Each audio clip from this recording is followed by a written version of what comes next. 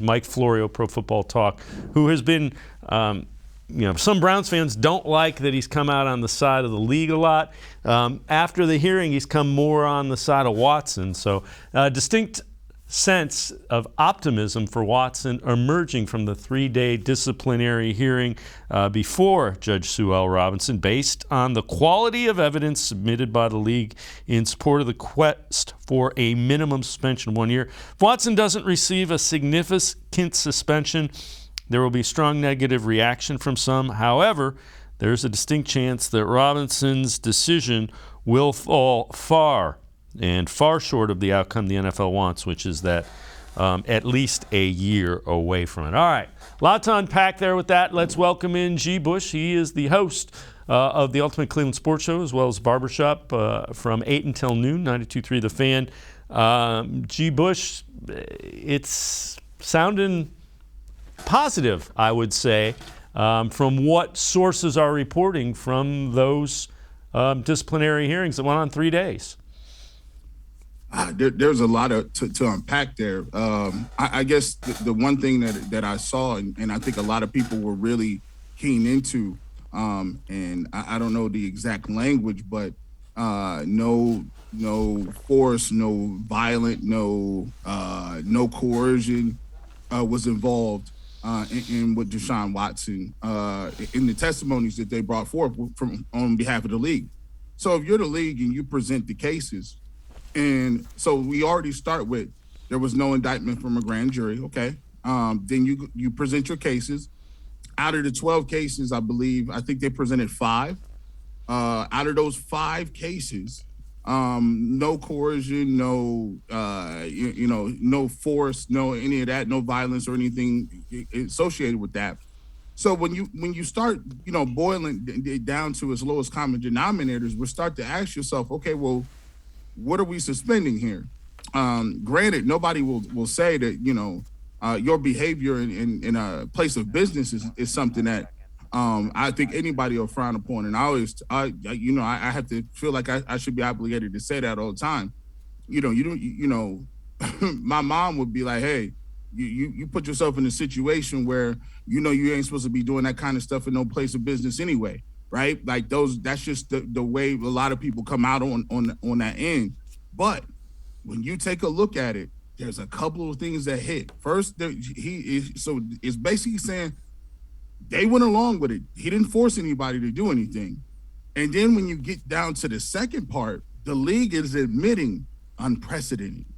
They're saying, hey, unprecedented means there's been no other cases like this. He's going to get a punishment that has never been seen before in terms of these type of allegations and the punishment handed out by the league. But in the very next sentence, in the very next text message, or very next Twitter, screenshot, you say, however, we must also admit that Robert Kraft, we looked at it and we found no wrongdoing. And we just basically, there was no sort of punishment, no sort of recommendation for punishment. Now, my job if I'm Deshaun Watson's camp, I want to dig a little further. I want to say, okay, well, what did you find in that? So can I see the investigation notes on that? Can I get some discovery on what you guys, how deeply you looked, how much you looked? What did you find? What were your findings? And why did you come out on the air on the side of not giving him any punishment, right? That's my next question. They might be doing that in the briefings, but for me, the main question I say, and this is a tough one for people to swallow. The NFL should learn from this.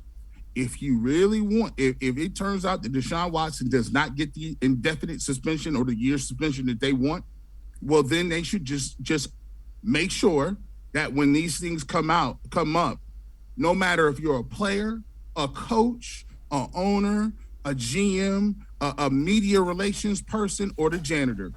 If this stuff come up, you might want to go through a lengthy system so you can punish everybody.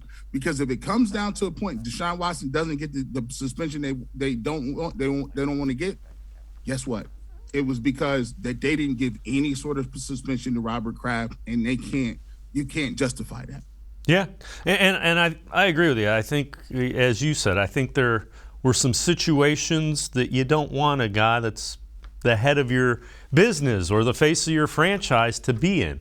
But owner shouldn't be in that situation either. So I completely understand the point you're making, and I think people that have a set opinion one way or another, be open-minded to listen to what's going on, and then go from there. It's going to be a very tough decision for both Sue L. Robinson and the league. There is so much to look at.